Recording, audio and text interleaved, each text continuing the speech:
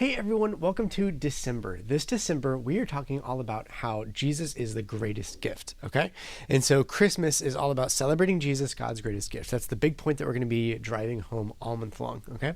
Our monthly Bible verse is simply John 3:16. And so don't assume that everyone knows the verse when they come in, because these are the kids. And so they may have just started coming to church or something like that. And so don't assume that everyone knows it, but definitely encourage the kids to learn it if they don't know it, and recite it all the time if they do.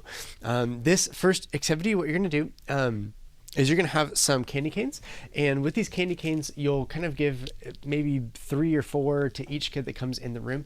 You can have them hand them off and stuff like that too. Don't let them eat them, because you're going to use them for something else.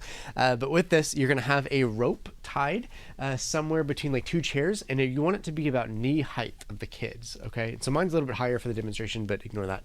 And then they're supposed to hold it straight out and then drop it to where they can hopefully get it on the garland or line or whatever it is, kind of like that. Ooh, well, anyway, you can split up into 2 teams to make it happen, and then whichever team gets the most hooked on wins for that round. And so kind of do that a couple rounds and stuff. Have them have some fun with that. This next one, what you'll do is you'll have some tangled you'll either have some tangled string, kind of like this, or you'll have some tangled lights. You'll have something tangled, okay?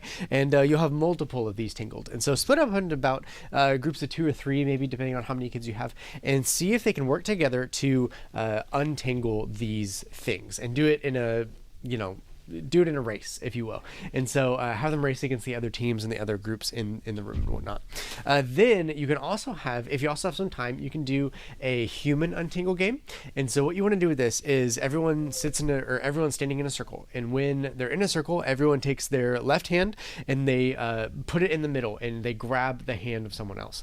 Then they take their right hand and they grab the hand of another kid. Now whatever they grab, they just can't grab the person right directly next to them.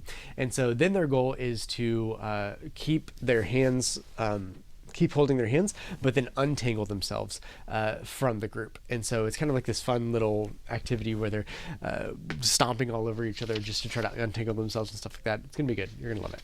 Okay. And then after that, you'll go off into the large group, and large group for today is all about Elizabeth and Zechariah and how they have John. Okay, and so the story of them being really old, and then God still granting them a child, and that child is John, who gives the light of who Jesus is, right? And so, so kind of going along the lines of nothing is impossible with God. Okay, then you'll come back and you'll do some balloon activity with a true false thing. And with this, before you tie it off, have them just air it up a little bit. And then if you say a line that is true, then they're supposed to keep their balloon completely silent, like not make any noise with it.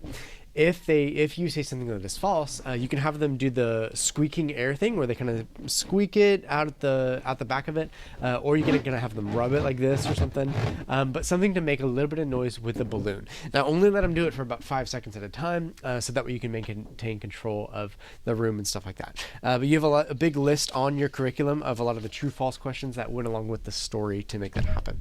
Now, next you have everyone can sit in a circle, and what you can do is go through a couple of questions that apply to their life right now, and then what you're going to do is you're going to have some tinsel, and you're still going to use these balloons, okay? And watch this little video on what happens like this is before the balloon gets charged, and then watch this video to see what happens after you rub it on your clothes for a long time.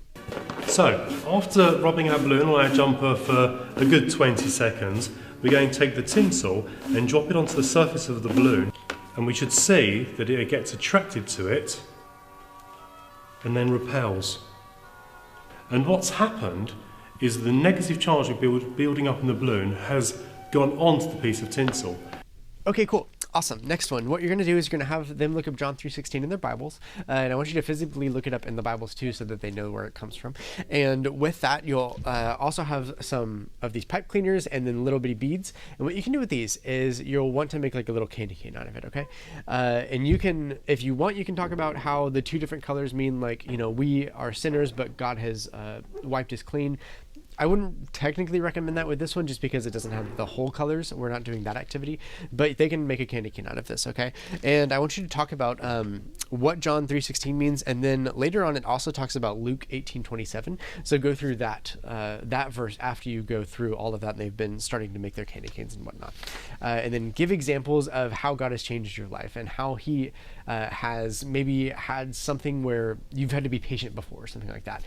Just kind of give them real life examples on how to follow Christ. You're making disciples. That's what you're doing. And so show them that anyone can live life following Jesus, no matter what their life looks like. Okay. And then the last one, you're just simply going to have that beaded candy cane. You're going to have them think about ways that they can be hopeful or just be excited and celebrate things that they can celebrate during this Christmas season.